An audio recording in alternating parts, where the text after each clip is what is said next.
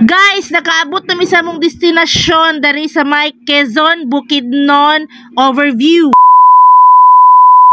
What's up people there? Hello, my ngadlaw, it's me, Chicks Moro.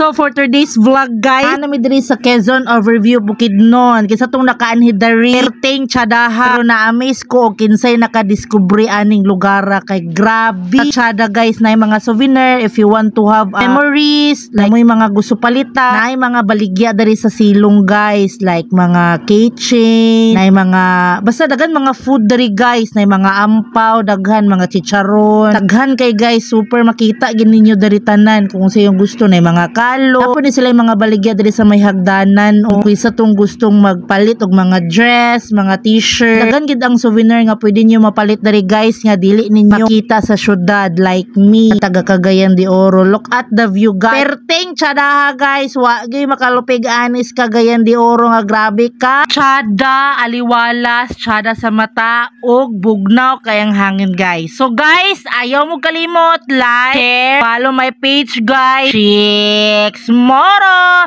Look at the view guys, humana ang video.